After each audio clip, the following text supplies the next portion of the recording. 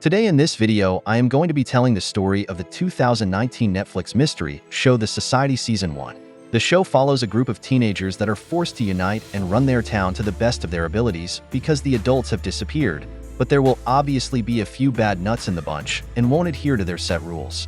Let's get it started. Episode 1. What happened? The story begins in the town of West Ham, where the series will take place. Everyone in town notices a terrible smell, and no one knows what it is or how to get rid of it. A group of the upper teenagers in town are going on a class camping trip, and they all load up on the buses to head out for the weekend. While driving that night, the bus driver turns around and heads back to West Ham because there was a mudslide and they wouldn't be able to get through safely. When they arrive back in town, they get off of the buses and everyone is gone. It's a ghost town. No parents. No younger siblings. No one. Cassandra takes the lead and tells everyone not to worry. She will figure out what is going on. In the meantime, they all decide to throw a huge party while the adults are gone. A few of the characters we meet are Harry and his girlfriend, Kelly, who seem to be on the verge of breaking up. Also are introduced to Allie Pressman, who is Cassandra's younger sister, and Will, the boy Allie has a crush on. Another girl notices they have no connection to the outside world. No Wi-Fi, no signal, nothing. A few of the guys try driving out of town, but all the roadways have disappeared. Cassandra tells the others they need to keep their poise and remain calm, but Harry tells her not to tell him what to do. She also starts worrying because she has a heart defect and has no way to get her medicine behind the locked pharmacy gates, and Gordy tries, telling her they'll figure it out together. A few of the kids go on a search mission, but one of the girls is bitten by a cobra, which they find odd because cobras don't live in West Ham. She dies a little later. Back in town, Allie tells Cassandra the town needs a leader and Cassandra should take on that role. An hour later, she gives a speech at the church telling everyone they are in this together and need to get along. Harry doesn't like Cassandra and doesn't want to listen to her, and he wants to be in charge. The bad boy of the town, Campbell, then comes in with a gun and says this isn't a dictatorship. Campbell also tells his deaf brother, Sam, that he wants the house to himself and Sam should stay elsewhere, maybe with his best friend, Becca. Episode 2. Our town. It has been 10 days since episode 1 and Luke is still beating himself up for letting Emily die, but Helena, his girlfriend, makes sure to keep him sane by seducing him. A solar eclipse also happens, which Gordy finds odd because it wasn't supposed to happen for another 5 years, hinting that they're in a parallel universe. Cassandra meets with her crew and she tells them they have to convince everyone there to ration food because they have no idea how long they'll be stuck there. Allie and will go to the grocery store to do a food census. It is also shown that Becca is pregnant, but hasn't told anyone yet. Helena leads a church service trying to keep morale up, but everyone is pretty down. To brighten the mood, Harry invites everyone in town to come play fugitive later that night, which is pretty much cops and robbers. Harry gets upset with Kelly when he sees her counting food with Will. She basically breaks up with him, and he gets but hurt. Sam snoops around town hall, and he sees a letter from his father refusing to pay $1.5 million to remove the awful smell in town, and Sam wonders if that is related to their disappearance. Campbell tells him not to tell anyone because he is afraid they'll blame their family, and he destroys the letter. Later that night, everyone gathers to play fugitive. It does look hella fun whenever they play it. While playing, Campbell goes up to the quiet girl, Elle Tompkins, and apparently they've started semi-dating recently. While everyone is playing, Will and Kelly kiss in the store. Harry throws a party after everyone gets done playing the game, and he hooks up with Allie. The whole town then loses power once a storm hits, and everyone goes crazy trying to take the flashlights out of the stores, and it's mayhem. The episode closes with Cassandra telling the others they have to get some law and order. Episode 3. Childhood's End. Cassandra meets with some of the girls and they decide together the town needs to set some rules or things will get bad, quickly. Kelly also convinces Cassandra that they should still have their plan to keep everyone's spirits high, and Cassandra likes that idea. Everyone meets for a town meeting, and Cassandra tells them they'll be rationing food, and everyone will have a job to do around town. Harry and Campbell aren't fond of the rules that are being made though because they don't want to follow a female's leadership. There will also be a committee to find a way home, and another one that will be the political figures. Allie gets upset with her sister when she learns she didn't get on either committee. Everyone will also be eating together in the cafeteria to make sure no one is hoarding food. A little later, Harry gets all mad when he learns his father was cheating on his mother, and he starts taking it out on everyone around him. He meets with some of his boys and tells them about how much he hates Cassandra and she needs to be gone. A few days later, everyone gathers for the prom and they enjoy themselves as much as they can. Gordy and Cassandra share their first kiss. And there is still a love triangle going on with Allie, Will, and Kelly because both girls want Will. Campbell and Elle hook up for the first time, and he pretty much tells her to move in with him. After the prom is over, Cassandra cleans up the area and she sees a dog outside, which she finds odd because she didn't think any pets were there. At least no one else's were. The dog runs off after she pets it. When she gets up, she is met by someone and she asks them, "What are you doing?" And then this person shoots her and she falls to the ground. Episode 4. Drop by Drop. Gordy conducts an autopsy on Cassandra after she is pronounced dead while the others get her grave ready. Allie is heartbroken and everyone meets at the church for a service. When Harry and Campbell try joining in, Will tells them to leave and he thinks they know who killed her. Another girl, Lexi, locks herself in her house because she is afraid she might be next too because she sided with Cassandra. Gordy does some more investigating and he finds a bullet casing at the area she was found dead. This dude is a doctor and a detective. Let me guess, lawyer next? Allie is determined to find out who did this to her sister, and she's upset because the last time they spoke, they had a fight about the committee spot. A few days pass by and things are getting worse because no one is following their duties anymore now that the leader is dead, and others urge Allie to step up into her spot or else they won't survive much longer. She is hesitant, but wants to be protected, so she creates the Guard, which is like the police in their society. Full of a bunch of the jocks, the nice ones anyway. No Harry or Campbell. Kelly asks Harry if he was the one that killed Cassandra, and he vehemently denies it. Over to Sam and Becca, and she admits to him that she is pregnant, but doesn't tell him who the father is and doesn't even want to speak of him ever again. At the cafeteria one night, all hell breaks loose when a few kids pull out guns and everyone agrees that Allie is now the new leader of their society because they need someone in charge, or else they won't survive much longer. A town meeting then happens and Allie is appointed the one in charge, and she puts the kids in jail that had the guns. She also wants everyone to turn over their firearms to the Guard for their safety. Gordy and Bean then go through all the guns looking for a match to the bullet casing that killed Cassandra. Everyone suspects Campbell was the one that did it, and even his brother, Sam, tells them how crazy Campbell is and how he's even scared of him. Then jump over to Campbell, who attempts to drown Elle in the tub, but then pulls her up and says he will always save and protect her. This dude needs to be put in an asylum. Episode 5. Putting on the clothes. This one opens up with Elle finding the dog from earlier, and she invites it inside and names him Charlie as she doesn't think he has a home. She asks Campbell if he can stay with them, and he is hesitant at first, but says if it makes her happy, he's cool with it. He is the definition of bipolar. Over to Harry, who is hanging out with some of his boys, and someone brings up Cassandra and a boy there, Dewey, admits to killing Cassandra because he thought Harry wanted him to do it. Harry said it was a figure of speech, and he didn't really want someone to kill her. Harry then tells Kelly and Gordy what he just learned. The Guard then goes to Dewey's house looking for a gun they believe he didn't turn in. At his house, they find the gun and bullets in his closet, and Dewey is arrested.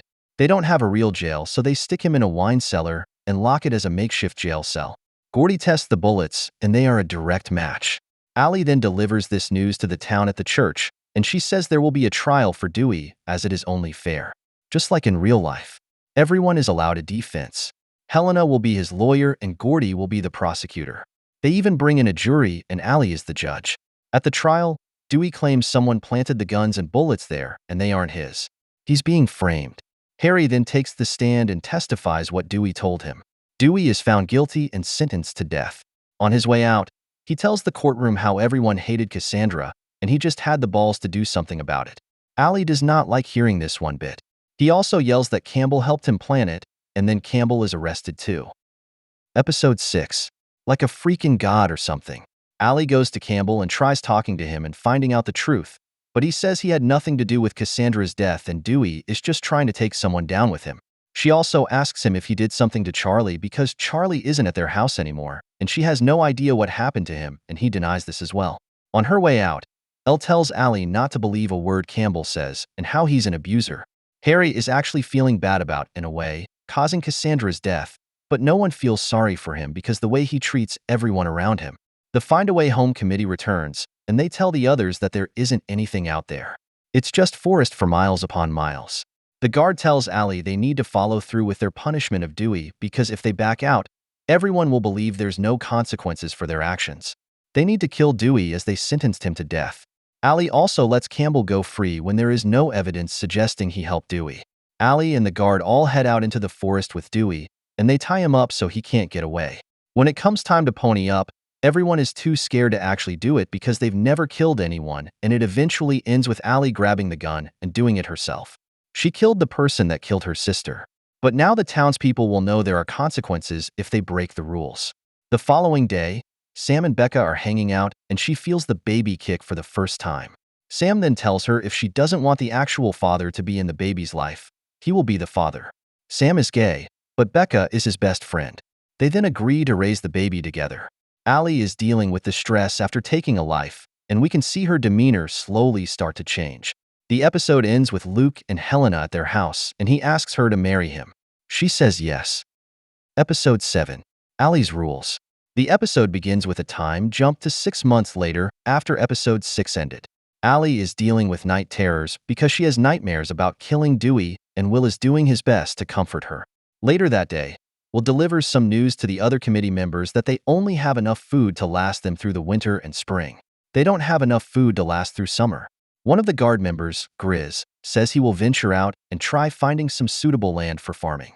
Becca's baby bump is getting quite large, and Kelly knows she is eating for two, so Kelly gives some of her rations to Becca every day. Kelly does an ultrasound with Becca, and she sees the baby for the first time. Luke and Helena continue to plan their wedding, but are upset their parents won't be there to celebrate with them.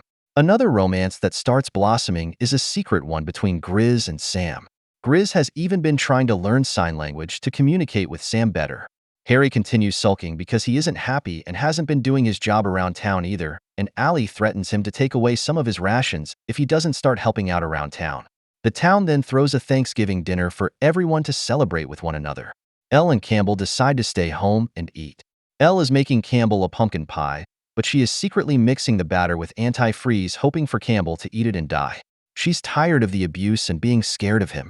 Right before they are about to start eating, Campbell suggests they go eat with the others in town. She doesn't want to, but he grabs some of their food, including the pie, and they head out. At the dinner, Gordy tells the others he believes they are in a parallel universe after he has calculated a few things, including the date of the eclipse earlier and the new constellations above. Allie then renames their town New Ham instead of West Ham. Elle and Campbell arrive to the dinner and set down the pumpkin pie, but Elle knows she has to do something quick or the whole town will be poisoned. Episode 8. Poison. Everyone is eating, and some of the kids are even getting a slice of her pumpkin pie. Not knowing what to do, Elle goes over and starts eating the remaining slices herself. Campbell wonders what the hell she is doing. After the dinner is over, Lexi and a few other girls do a performance on stage, pretty much making fun of Allie as a wicked witch Hitler and reenacting Cassandra being shot for some odd reason. It is very awkward for many people there, and she eventually says enough and ends it. A little later, a few kids who ate a piece of the pie start getting really sick and having major stomach pains. Elle is in even worse shape than the others since she ate so much of it. Everyone sick is brought to the clinic, where Kelly does her best to care for everyone. Elle is on the verge of death until someone finally gets her in for, but she also realizes this was all of her fault. Allie is also really sick, and Will is trying to take care of her. Elsewhere, Grizz gets upset when he learns that Sam agreed to be Becca's baby daddy because he thought they were a thing and knows how much time Sam will have to put into that. The following day, everyone thankfully survives, but they know they must find out who poisoned the food, and they initially think Campbell, Harry, or Lexi. While they are being questioned, Campbell realizes it was Elle who poisoned the pie, and that is why she was acting so weird. But he tells the others he ate some of her pie and didn't get sick, pretty much saying she didn't do it. He obviously didn't eat any. Lexi is being held in the wine cellar until they figure out the culprit. The following day, Will tells Kelly that he thinks he wants to be with Allie, and this causes Kelly to go and try to get Harry out of bed. Campbell actually stays with Elle, and they continue dating even though he knows the truth. He tells her that just means they are so much alike if they both would go that far for each other. In a very twisted way. She's very uncomfortable with it all, but is scared if she told him she didn't want to be with him anymore, he'd hurt her. Allie lets Lexi out of the wine cellar when she clears her name with the roommates, but Lexi is not happy with Allie one bit. Allie also tells the town they will be having elections for the next political positions because she is tired of being called a dictator and made fun of. Episode 9. New Names. This one opens up with Will and Allie having a heart-to-heart with each other, and they share a passionate kiss. Meanwhile, Campbell convinces popular boy Harry that he needs to run for the mayor position and campaign against Allie. No one with a brain wants to see Harry and Campbell in a position of power. Helena finds Elle in the church a little later, and she sees that Campbell carved a C into her arm, and Elle tells Helena everything Campbell has done to her. Helena says she can stay with them. Grizz is planning to head out a second time with a new group to find help anywhere out there. Allie then breaks up with Will because she is afraid it will look bad for her running for mayor, and she just wants to focus on winning the election. Gordy and Kelly then build a little relationship when they agree to work together on delivering Becca's baby when that time comes. That night, Campbell goes on a manhunt for Elle and breaks into Helena's house looking for her. Elle manages to get away, and she goes to Allie's house to tell her everything and how she's afraid of Campbell. She also admits to poisoning the pie, and it was meant for Campbell only. Allie then says they will say she is arrested, but just to get away from Campbell and where he can't get to her. The following day, everyone says goodbye to Grizz and the expedition group, and they don't know if they will ever return. Grizz and Sam share a passionate goodbye. A few days later, a mayor's debate is held for Allie and Harry. But then a third candidate shows up, and it is none other than Lexi, who is running as well. Lexi pretty quickly convinces everyone there she is the right person to be mayor, not dictator Allie and pouty Harry. After it is over, Allie is realizing she might not actually win the vote, and this saddens her, but Will is there to comfort her. The episode closes with Kelly and Becca going through some old photos, and they notice that the bus driver was in one of the pictures, and he might be more than just a bus driver after all. Maybe he has answers. Episode 10. How It Happens. Season Finale. Kelly goes over to Harry's house to see if he recognizes the bus driver, and when Harry takes a closer look, he recognizes the man was arguing with his parents right before they left for the bus, which he thought was odd. His name is Pfeiffer, but that's all he knows about him. Over in town, people are following Lexi's lead now, and they are under her spell, which insinuates Allie was a terrible leader and only thought for herself, which isn't true at all. Allie tries meeting with Lexi and wondering if they can be civil and run the town together, but Lexi isn't having that at all. She craves the power. Meanwhile, Campbell still thinks for some reason Harry has a chance at winning the election, and he is ready to run the town his way. The real Hitler, but he knows they wouldn't vote for him. That's why he is having Harry be the face of the campaign. The popular jock. We then jump over to Grizz and the explorers, who have found a large plot of land they could farm on and also find a bunch of turkeys to hunt. It's about an hour walk from Newham. Kelly takes the picture of Pfeiffer to Allie and their group to explain there is something going on with this guy, and he probably has the answers. Sam then confesses about the payment his father refused to pay to get rid of the smell, and he believes it is connected. The kids start to wonder if their bus just crashed, and they are in some sort of purgatory. Out of nowhere, Becca then goes into labor. Kelly and Gordy work together to deliver the baby, and Sam and Becca name her Eden. Everyone gets back into campaign mode, and Campbell actually approaches Lexi and tells her they should all run the town together and forget about a vote. Call it a mutiny. Lexi agrees, and then they have the guard arrest Allie by saying she tried to rig the election, which didn't happen at all. They just want her out of their way. Campbell also frees Elle from jail. Elle has no choice but to give in to Campbell and be with him. She even spits in Allie's face when he tells her to do it. She's afraid what Campbell will do to her if she doesn't follow his commands. He's in charge with Lexi now. They officially tell the town they will be running things from here on out, and the town actually believes them when they say Allie and will try rigging the election. Lexi strikes every law Allie made, and they are free to do what they want now. Later that day, Grizz and the other explorers arrive back to tell them about the land and animals they found, and are shocked to see Will and Allie arrested. Lexi tells them everything is under control, and she's in charge now. The story then cuts to the dog we've seen here or there, and Campbell didn't actually kill it. The dog can travel back between both realities somehow. He goes back to West Ham, where all of the adults are there and alive along with the younger kids. The camera then pans to a "We Remember Them" wall and lists all the names of the kids that are living in Newham as if they died or went missing. We don't actually get any real answers, which really bugs me because we never get a season 2, which is so lame. Maybe one day we will get all the answers because the story is awesome and needs a conclusion. But that is it for this video, friends. Thanks for watching.